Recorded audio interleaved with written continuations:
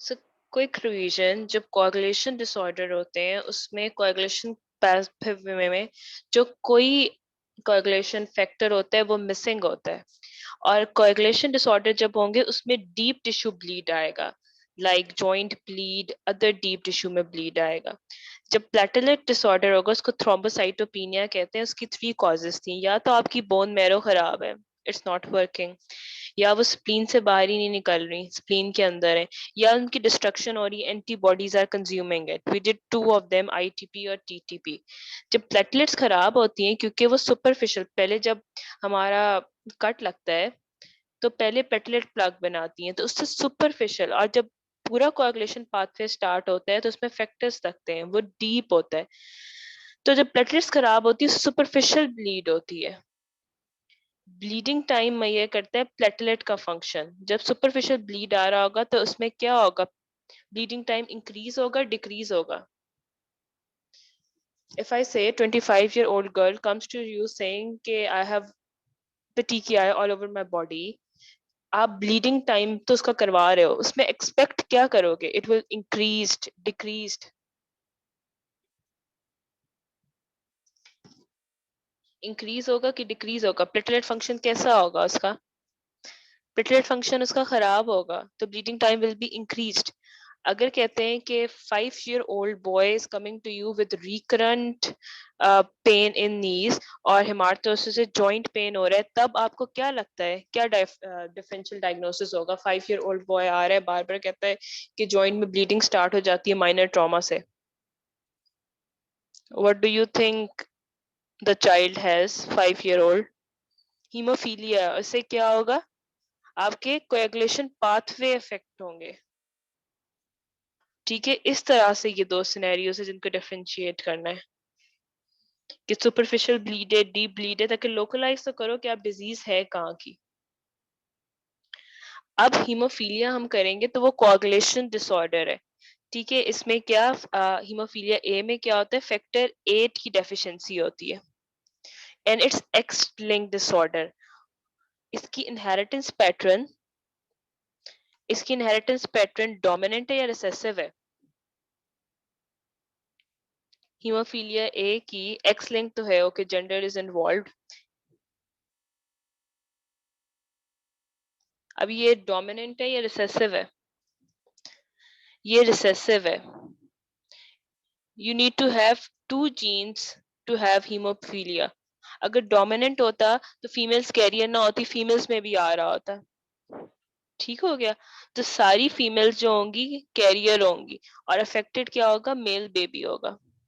1 in 4 chance होगा इन obligate career कि उनका चाइल्ड होगा। 1 in 4 चांस कैसे होगा? ये लेडी है जिसकी शादी हो रही है, और this is the person marrying. अब sorry, let me use black.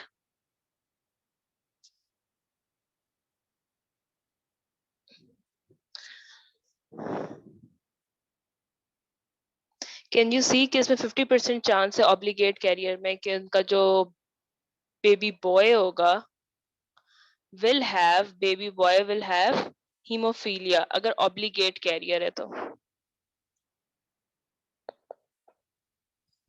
ठीक हो गया ये।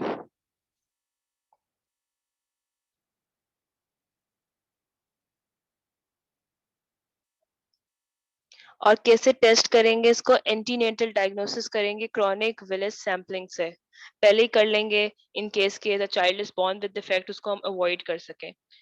Here there other causes of कोagulation। क्या चीज एक्सप्लेन करूं? ऑब्लिगेट कैरियर, ये ऑब्लिगेट कैरियर है।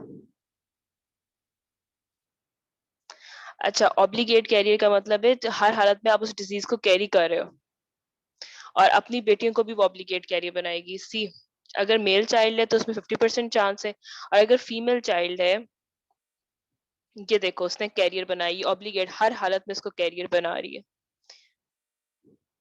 और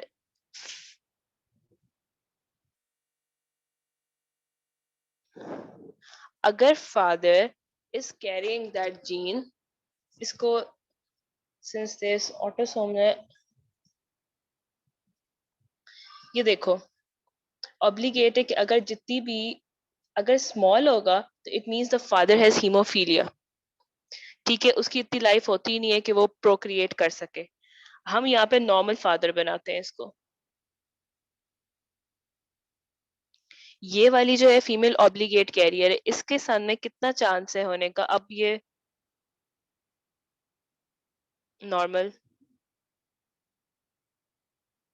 नॉर्मल, ये इसने 1/4 क्या कही, ऑब्लिगेट कैरियर बनाई है। और एक जो है उसका हीमोफीलिया वाला सन हुआ है, ये हीमोफीलिया वाला सन है और 1/4 ऑब्लिगेट कैरियर बनाई है उसने। हर हालत में उसका एक जो है डॉटर उसको कैरी कर रही है उसकी डिजीज को, हीमोफीलिया की, और 1/4 उसका चांस है कि उसका सन जो होगा will have the disease.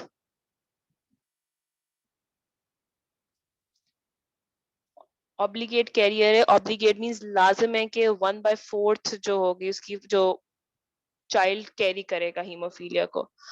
Other causes of coagulopathy है हीमोफीलिया है, बाकी इनमें से वॉन विली ब्रांड जो था वो मिक्स डिसऑर्डर था, उसमें प्लेटलेट्स भी खराब होती हैं, प्लेटलेट्स भी खराब होती हैं, कोagulation फैक्टर भी खराब होता है, तो ये मिक्स था।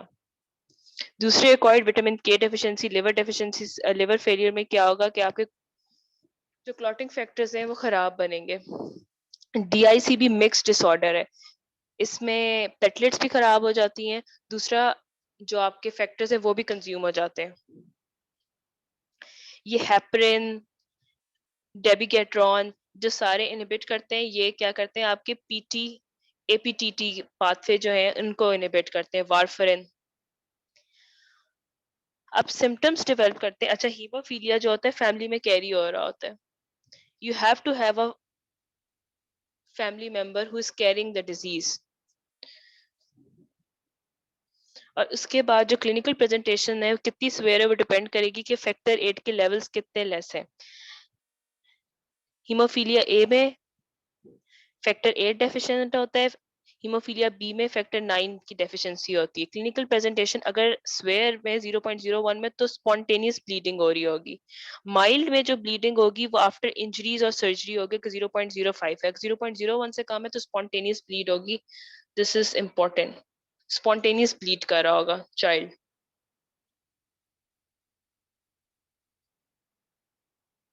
अब रेट्रोपेरिटोनियल इंट्राक्रेनियल ब्लीड होगी अगर 0.01 से स्पॉन्टेनियस आपके जॉइंट्स में, स्किन में, मसल में ब्लीड हो रही होगी।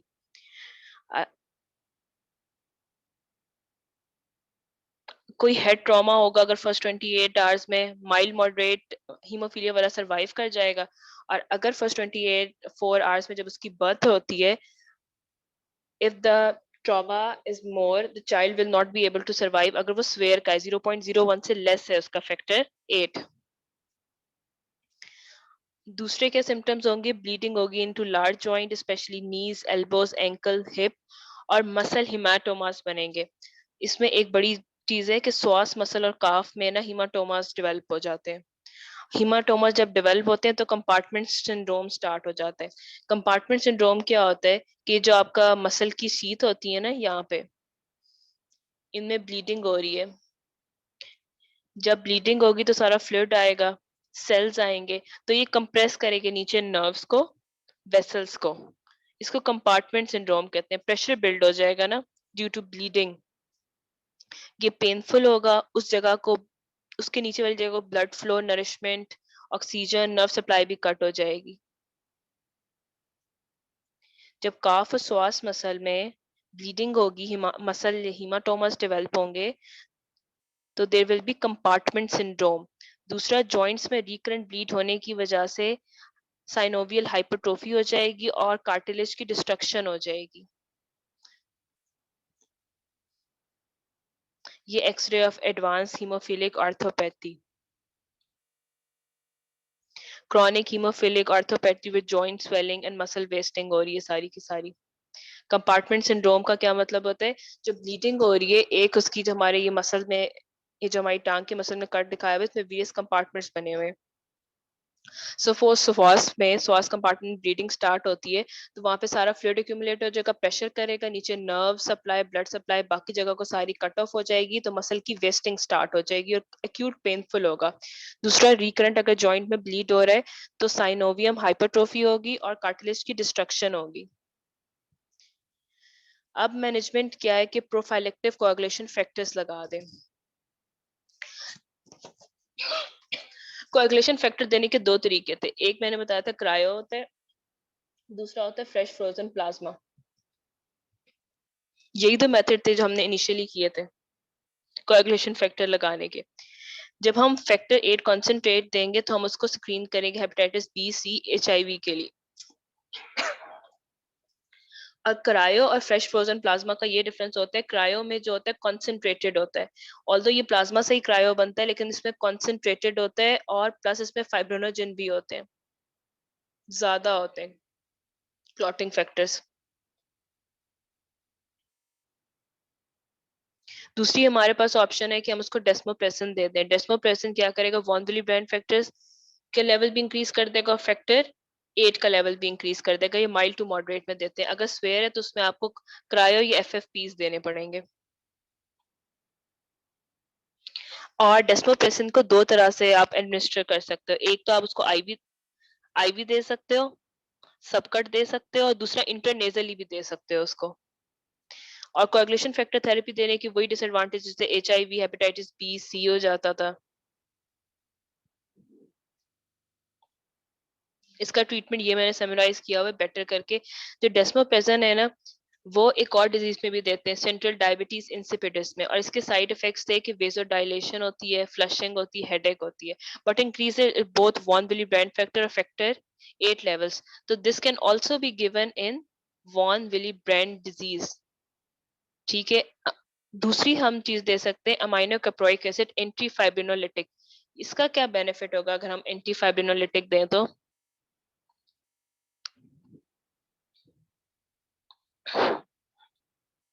एंटी फाइब्रिनोलिटिक दे रहे हैं हम। अब क्या होता है कि जब प्लेटलेट एक थ्रोम्बिन प्लग बनाती है, तो अगर वो रह जाएगा तो रेड ब्लड सेल की शेयरिंग करता है,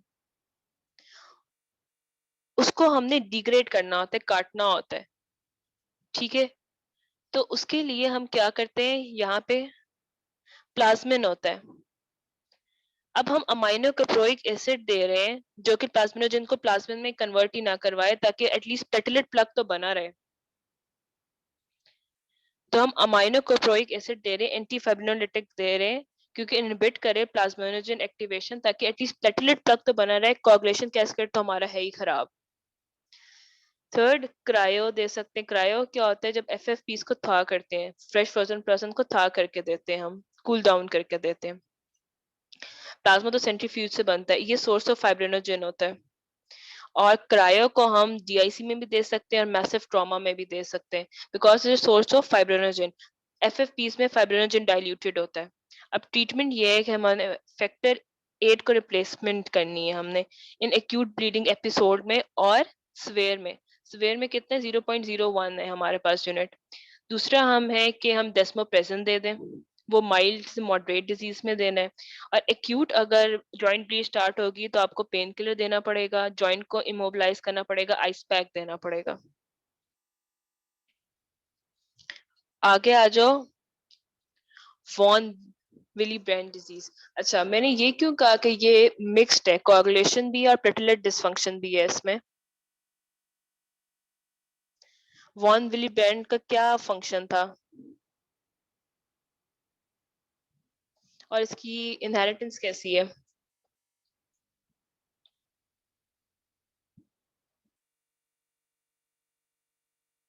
क्रायो फ्रेश फ्रोजन प्लाज्मा जैसा ही होता है, बट इसमें फाइब्रिनोजन जो क्लॉटिंग फैक्टर्स होते हैं वो कॉन्सेंट्रेटेड होते हैं, और साथ में इसमें फाइब्रिनोजन की कॉन्सेंट्रेशन भी ज्यादा होती है। वॉन विल ब्रांड का कोई है ना, उसके साथ ताल्लुक नहीं है, एक तो जेंडर के साथ। ऑटोसोमल डोमिनेंट डिजीज है, मेल एंड फीमेल में इक्वल इनहेरिटेंस है इसकी।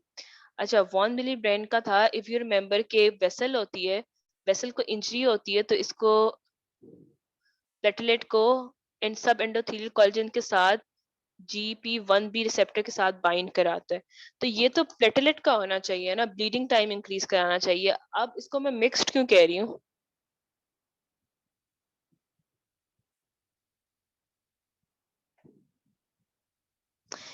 क्योंकि एक तो ये बाइंड कराते प्लेटलेट को एंडोथेलियल से और अदर प्लेटलेट से, दूसरा ये फैक्टर 8 का कैरियर है, तो फैक्टर 8 का कैरियर, तो इंट्रिंसिक पाथवे भी प्रोलॉन्ग हो जाता है। इंट्रिंसिक पाथवे हम कैसे मेजर करते हैं? APTT से, वो भी ज्यादा होगा इसमें। फैक्टर 8 का कैरियर है, ये फैक्टर 8 को बनाता नहीं है, फैक्टर 8 को कैरी करके लेके जाता है जहां पे कोगुलेशन करवानी होती है स्टार्ट। कैरियर है सिर्फ ये। ठीक हो गया। तो अब इसकी एक तो 3 टाइप्स हैं, 1 2 3 बताती हूँ मैं। 3 में क्या फर्क है और 3 के ट्रीटमेंट में भी फर्क है, जो हमने पहले नहीं किया था पैथो में। एक तो सिंथेसाइज होके एंडोथेलियल सेल से, मेगाकैरियोसाइट से वॉन विली ब्रांड फैक्टर, तो पेटेलेट वाली बात तो समझ आती है। कैरियर प्रोटीन है। दूसरी बात है, एक तो ये पेटेलेट फंक्शन में, और दूसरा क्या, कैरियर प्रोटीन है फॉर फैक्टर 8। क्लिनिकल फीचर क्या होंगे? एक तो रिड्यूस हो जाएगा platelet function, bruising, epistaxis, menorrhagia, gastrointestinal bleeding, और ब्लीडिंग एपिसोड जो होंगी रेस्ट फ्रीक्वेंट होंगी, लेकिन इसकी पिक्चर ट्रॉमा और सर्जरी के बाद वैसी ही आएगी जैसे हीमोफीलिया की आती है। ठीक है। अब इसकी है 3 टाइप्स। जो फर्स्ट 2 है वो ऑटोसोमल डोमिनेंट है, 2 की भी एक टाइप रिसेसिव है और 3 की भी एक टाइप रिसेसिव है। अब मैनेजमेंट इसकी, एक तो हमने मैनेजमेंट ऑलरेडी पढ़ ली थी कि हम डेस्मोप्रेसिन देंगे। ठीक हो गया। डेस्मोप्रेसिन दे रहे थे एक, और क्या हम देंगे?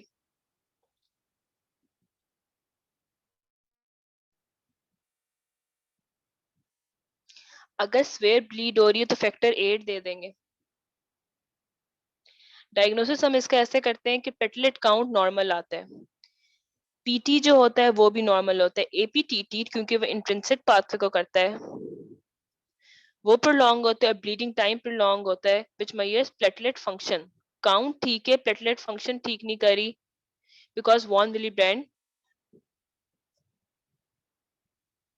Factor is missing. मुझे बताओ, इसमें सिर्फ सुपरफिशियल ब्लीड होगा? इसमें सुपरफिशियल ब्लीड भी होगा, डीप ब्लीड भी होगा। फैक्टर 8 का कैरियर है। सी, सुपरफिशियल ब्लीड होगा क्योंकि platelets are not functioning, also after trauma surgery haemophilia की जैसी पिक्चर भी आएगी।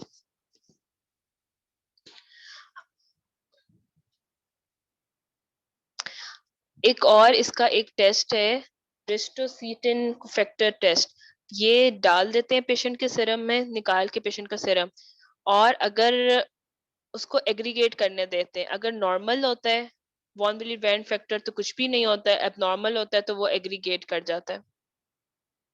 Just a name of a test. BT prolong है, सुपरफिशियल ब्लीड होगा, साथ में फैक्टर 8 का कैरियर है, तो एपीटीटी भी प्रोलॉन्ग है, डीप ब्लीड भी होगा। अब ट्रीटमेंट ऑफ चॉइस, अगर टाइप 1 है तो उसमें डेस्मोप्रेसिन देते हैं, टाइप 2 और टाइप 3 में desmopressin is not much effective. Type 3 में हमें फैक्टर 8 देना पड़ता है। फैक्टर 8 हमें टाइप 3 में देना होता है आफ्टर मेजर ट्रॉमा और ड्यूरिंग सर्जरी। और हमने डेस्मोप्रेसिन जो है टाइप, जिसकी डेस्मो वॉन्डिलिप्रेंट की टाइप 2 है, उसमें इसलिए नहीं देना होता क्योंकि वो थ्रोम्बोसाइटोपिनिया कॉज करता है। और जो है, देखो, टाइप 2 में क्या कॉन्ट्राइंडिकेशन डेस्मोप्रेसिन की, क्योंकि गेन ऑफ म्यूटेशन एबनॉर्मेलिटी होती है, और से पेटलेट एग्रीगेशन और थ्रोम्बोसाइटोपिनिया ट्रिगर हो जाता है, पेटलेट काउंट डिक्रीज होने लग जाता है जब डेस्मोप्रेसिन देते हैं। तीसरा एक कॉन्ट्राइंडिकेशन है डेस्मोप्रेसिन की वॉन विली ब्रांड फैक्टर में, कि अगर किसी को स्ट्रोक के एक्यूट एमआई है तो उसमें नहीं देना, क्योंकि वो एथेरोस्क्लेरोसिस डिजीज को वर्सन करता है। यहाँ तक कोई बात पूछनी है?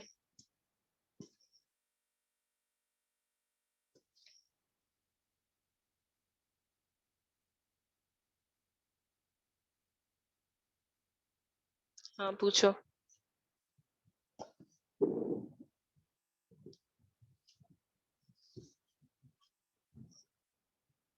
हीमोफीलिया का क्या ट्रीटमेंट होगा? इन स्वेयर फॉर्म आपने फैक्टर 8 का देना है, ठीक है, क्रायो देना है। इन माइल्डर फॉर्म डेस्मोप्रेसिन देखना है। और एक्यूट अगर जॉइंट में पेन स्टार्ट हो रही है तो आइस पैक लगाने हैं, एनाल्जेसिक्स देने हैं, और क्या करना है? उसको एलिवेट करना है, इमोबिलाइज करना है। Analgesics, immobilise the joint, ice pack. Factor 8 देना है इन स्पेयर जब आपका 0.01 हुआ होगा।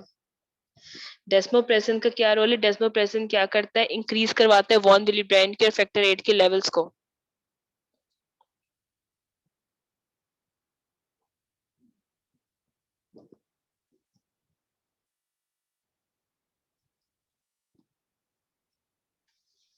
अब आगे चले।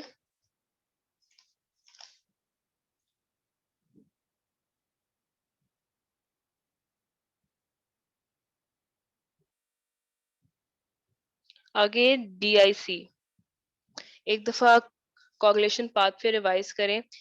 इंट्रिंसिक पाथवे हम पीटी से मैयर करते हैं, एपीटीटी से मैयर करते हैं।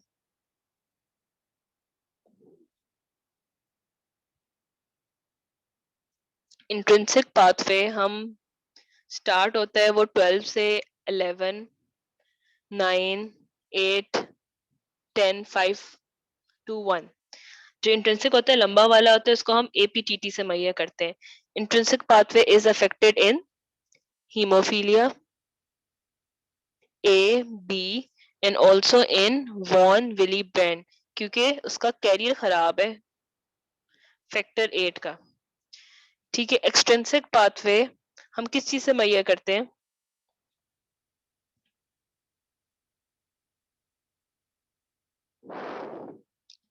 पीटी से मैयर करते हैं हम।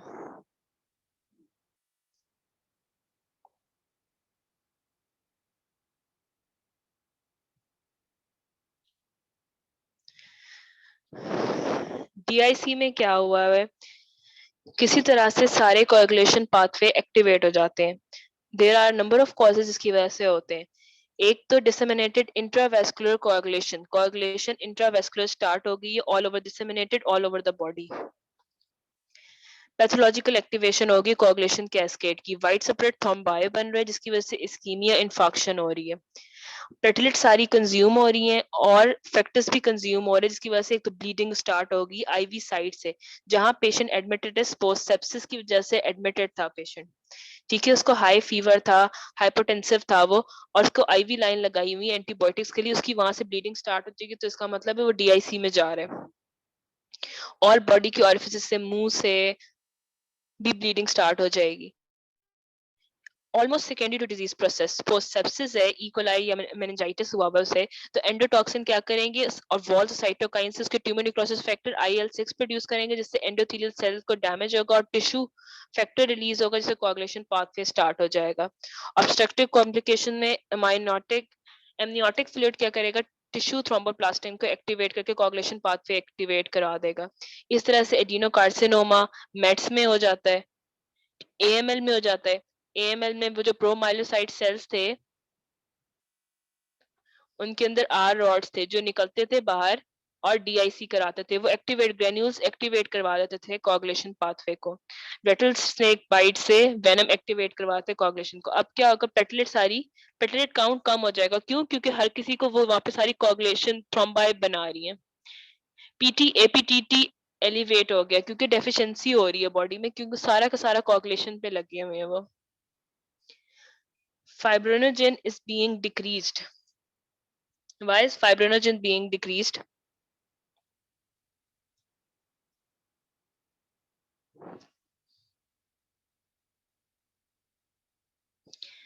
Because it will be being broken down into fibrin.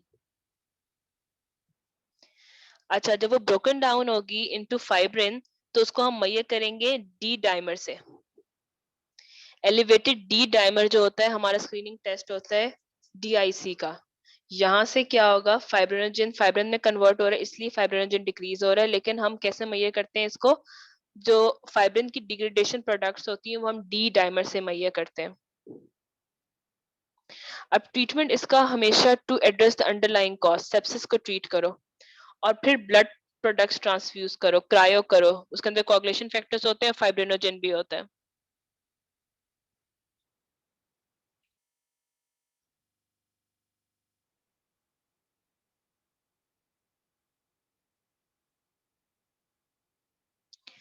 अब बताओ इसमें कोई बात जो समझ ना आई हो।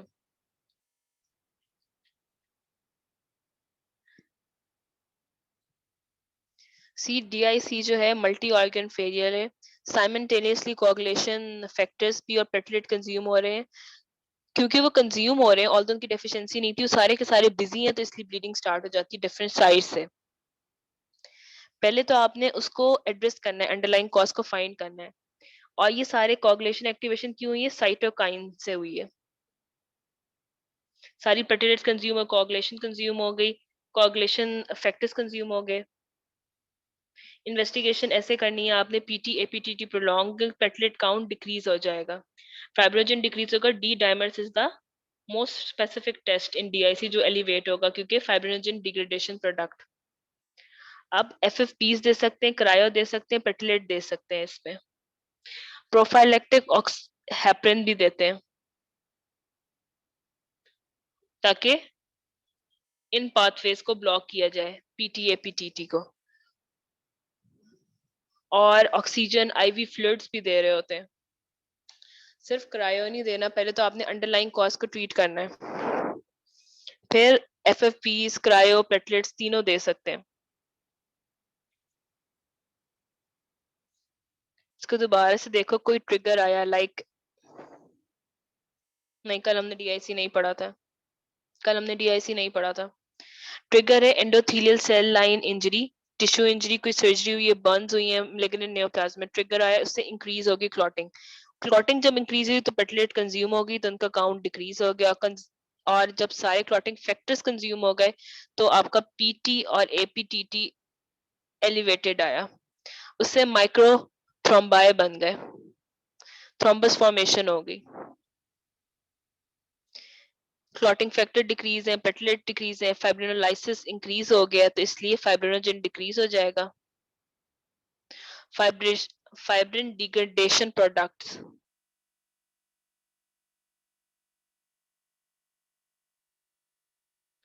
प्रोडक्ट्स इंक्रीज होंगी, जो कि हम डी डाइमर्स कहते हैं इनको।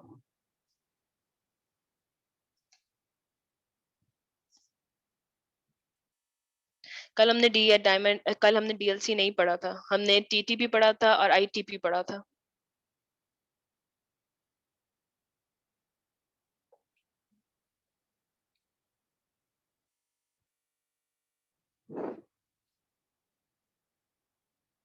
So try to solve this question. A boy of 12 years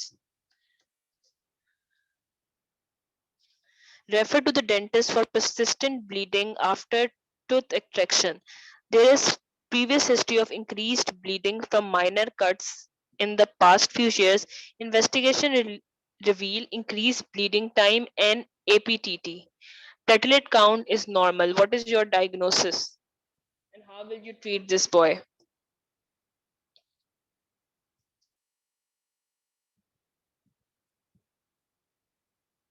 क्या डायग्नोसिस है? क्या चीज है इस बॉय को?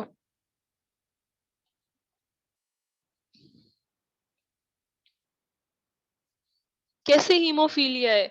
उसमें ब्लीडिंग टाइम क्यों इंक्रीज होगा? हीमोफीलिया तो स्ट्रिक्टली कोagulation पाथवे की डिजीज है, उसमें एपीटीटी इंक्रीज होगा। ये वॉन विली ब्रांड डिजीज है, it's not haemophilia.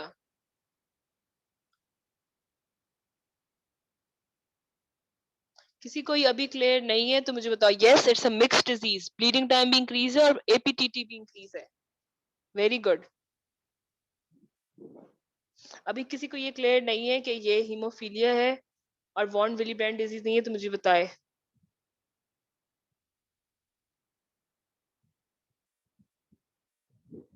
How will you treat this boy?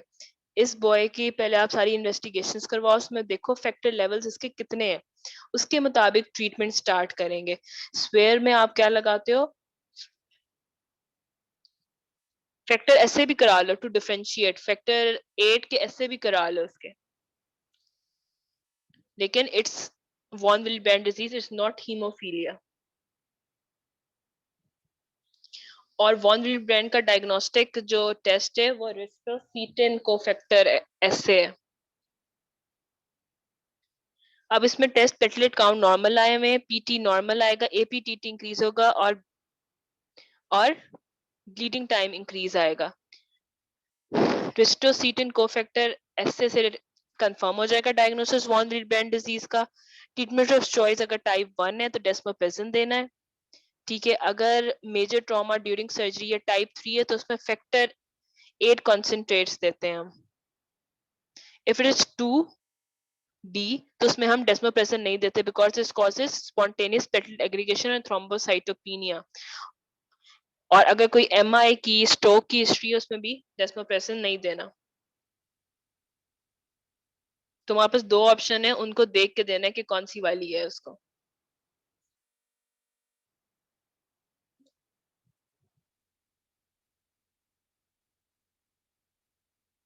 तो ये सिनेरियोस करने, ये देखो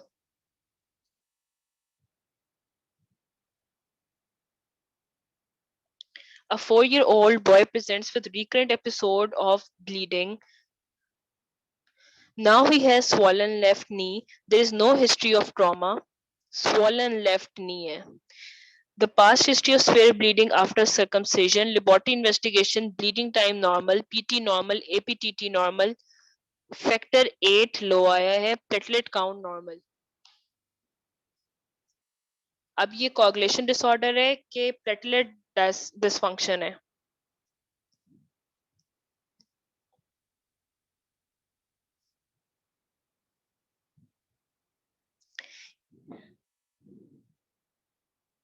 ये coagulation disorder है, ठीक है। इसमें APTT रेस्ड आया, बाकी चीजें नॉर्मल आई हैं। और इसके बाद again haemophilia A classic common disorder, factor 8 deficiency, predominantly in males, X linked है। और स्वेयर में फाइंडिंग्स क्या आएंगी? Skin, mucus membrane, joint, muscle, viscera हर जगह पे ब्लीड करेगा। और हॉलमार्क क्या होगा? हिमार्टोसिस होगा कि जॉइंट में ब्लीड होगा। स्वेयर डेफिशिएंसी में फ्रीक्वेंट स्पॉन्टेनियस ब्लीड होगी। डायग्नोसिस क्या करना है? पॉजिटिव फैमिली हिस्ट्री होगी। Positive family history is very important, इनकी फैमिली में चलता आ रहा है। एपीटीटी जो होगा प्रोलॉन्ग होगा क्योंकि डेफिशिएंसी हुई हुई है फैक्टर 8 की। उसके बाद क्लॉटिंग टाइम ऑल दो ऑब्सोलीट लेकिन वो भी प्रोलॉन्ग होगा। Beating time, PT, platelet count सब नॉर्मल होगा। जब फैक्टर ऐसे करवाओगे आप फैक्टर 8 का तो वो क्या हो जाएगा? कंफर्म कर देगा। अगर नॉर्मल आता तो फिर वो वॉन विलिब्रेंड डिजीज होगी।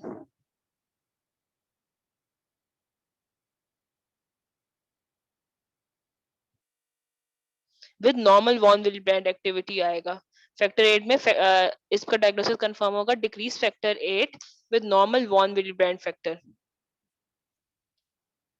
कॉम्प्लिकेशन है, इंट्राक्रेनियल ब्लीड हो सकती है, हेमाटोसिस हो सकता है, ठीक है। Large intramuscular haematomas can form compartment syndrome, जिससे क्या होगा? मसल और नर्व डेथ होगी। What is compartment syndrome?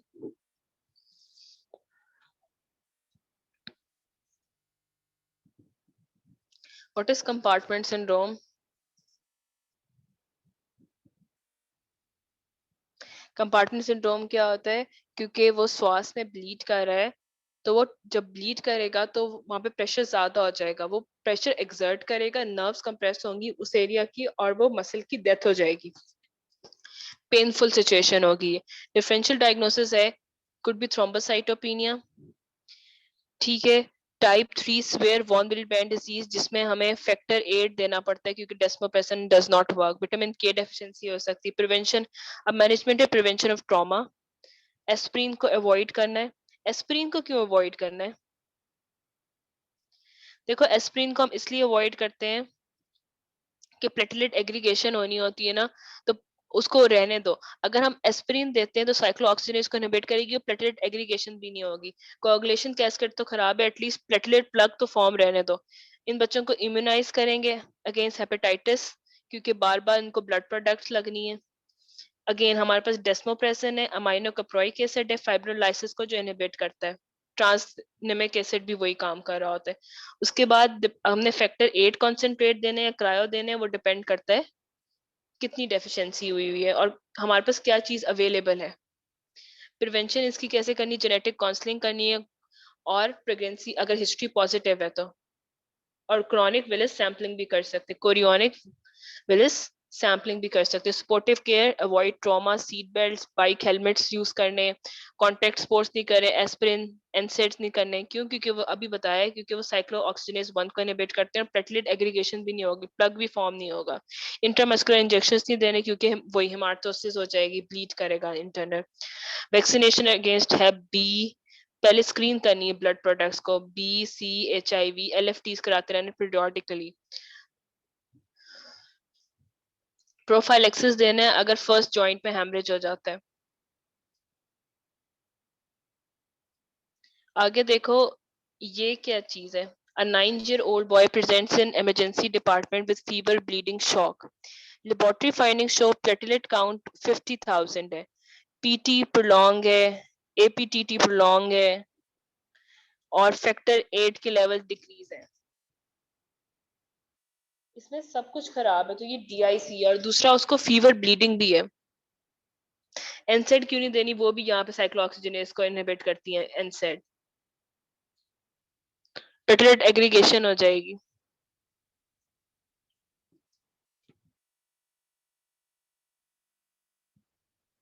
Platelet aggregation होनी देने रहनी है। अगर हम साइक्लोऑक्सीजनेज को इनहिबिट करा दें तो प्लेटलेट एग्रीगेशन नहीं होगी।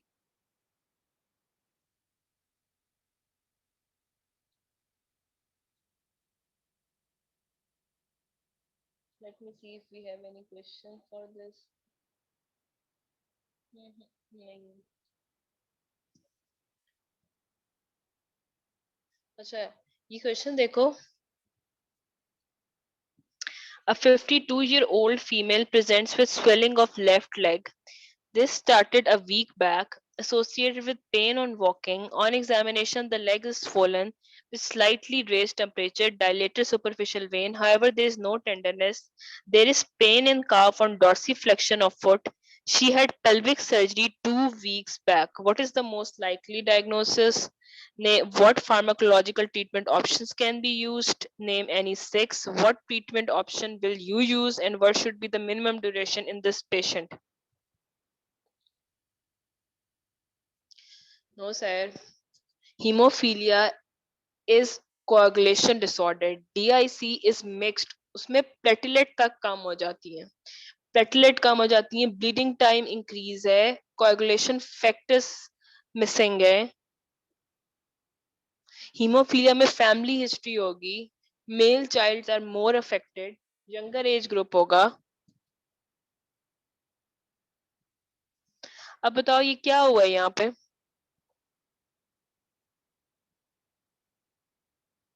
कैसे हीमोफीलिया है, कंपार्टमेंट सिंड्रोम है? This is DVT, deep vein thrombosis हुआ है। 6 week 2 weeks तक she was on bed rest. Varicose striated, what was that? ये देखो, ये डीप वेन थ्रोम्बोसिस है, क्लॉट फॉर्म हो गया है इन एक्सट्रीमिटीज में उसकी। ठीक है, विकोस striated था, एक तो वीनस स्टेसिस था उसमें, स्टेसिस, दूसरा ट्रॉमा, और हाइपर कोएगुलेबल स्टेट। इधर स्टेसिस था, प्रोलॉन्ग 2 हफ्ते बेड रेस्ट था, उसकी सर्जरी हुई है, इमोबिलिटी की वजह से हो गया उसे। ठीक है, could be due to trauma in surgery, lower extremities को, और हाइपर कोएगुलेबल स्टेट हो सकती है थ्रोम्बोफिलियास में, मेलिग्नेंसी, प्रेगनेंसीज, OCP यूज से। इसमें यूनिलेटरल लोअर लिम्ब का पेन आ रहा है, काफ पे वार्मथ है, टेंडरनेस है, एरिथ्रीमा है, रेडनेस है। ठीक है, दूसरी बात है, उसने कहा है कि हॉलमैन साइन पॉजिटिव है। इधर ये देखो, हॉलमैन साइन पॉजिटिव था उसका। There is pain on calf on dorsiflexion of foot. Let me show you हॉलमैन साइन, ये देखो। The Hohmann sign is a classic, yet fairly insensitive test for DVT or deep vein thrombosis. The test is simply pain in the calf muscle with passive dorsiflexion of the ankle. Pain in calf and जब dorsiflexion of foot करते हैं तो pain in काफ होता है। Unilateral lower extremity का pen and swelling है, redness है, tenderness है। और इसका डेस्मोप्रेसिन वाली कोई बात नहीं थी। It's not compartment syndrome. Compartment syndrome ऐसे नहीं प्रेजेंट करता। Compartment syndrome comes in surgery only. Medicine में कंपार्टमेंट सिंड्रोम का कोई ताल्लुक नहीं, क्योंकि उसका ट्रीटमेंट भी होता है कि फेशियोटमी करनी होती है इसमें। अब हम इसमें कौन कौन से टेस्ट कराते हैं? हम इसमें डी डायमर्स कराते हैं। अगर डी डायमर्स एलिवेटेड है तो इसका मतलब पल्मोनरी एम्बोलिज्म होगा। उसके बाद डॉपलर अल्ट्रासाउंड कराते हैं कि ब्लॉकेज देखने के लिए। स्पाइरल सीटी और वेंटिलेशन परफ्यूजन स्कैन कराते हैं ऑफ लंग। अब ट्रीटमेंट क्या करेंगे? उसे कहेंगे एलिवेट करें, एनाल्जेसिक्स देते हैं पेन के लिए। ठीक है, हम क्या करते हैं 6 वीक टू 6 मंथ के लिए एंटी कोगुलेंट देते हैं। आईवी अनफ्रैक्शनेटेड हेपरिन, वारफरिन दे सकते हैं, लो मॉलिक्यूलर वेट हेपरिन दे सकते हैं। ठीक है, इंफीरियर वेना केवा फिल्टर दे सकते हैं कि ये ऊपर ना जाएं और पल्मोनरी एम्बोलिज्म ना करें। ये इंफीरियर वेना केवा फिल्टर्स हैं जो इसमें लगा देते हैं, वो कैच करते हैं ब्लड क्लॉट को। हम उनको स्टॉकिंग्स भी दे सकते हैं।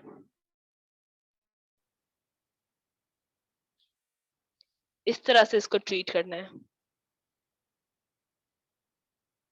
और जो 6 उसने कहा है फार्माकोलॉजिकल थेरेपीज देनी है, वो बुक में लिखी हुई है टेबल में। What are the 6 pharmacological therapies given in DVT?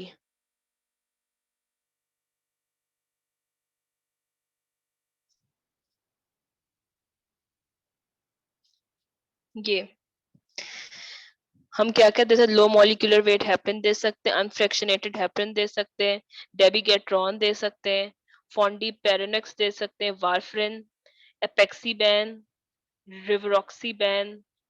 और मैकेनिकली हम न्यूमेटिक कंप्रेशन स्टॉकिंग दे सकते हैं जिसमें ये प्रेशर कंट्रोल होता है, जब ये दिखाई है। ग्रेजुएटेड कंप्रेशन स्टॉकिंग दे सकते हैं। इस तरह से इसको मैनेज करना है। और कितनी देर तक देना है? 6 वीक्स टू 6 मंथ्स तक देने होते हैं ये। और सर्जरी था इसमें, वेनस्टेसिस की वजह से डीवीटी हो रहा था।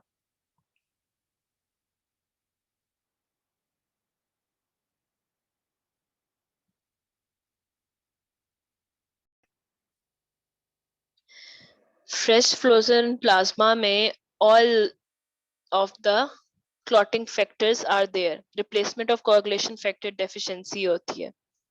ठीक हो गया। और क्रायो में क्या होता है? ज्यादा कंसंट्रेशन होती है, कंसंट्रेटेड होता है फाइब्रिनोजन। ठीक है। और कोagulation फैक्टर्स जो होते हैं कंसंट्रेटेड होते हैं, इसमें फैक्टर 8 भी ज्यादा होता है। और वॉन विली ब्रांड फैक्टर भी डाला होता है क्रायो में, जो कि एफएफपी में वॉन विली ब्रांड फैक्टर नहीं होता। और इसमें फाइब्रिनोजन डाइल्यूटेड होता है, क्रायो में ज्यादा होता है, कंसंट्रेशन में मिलता है।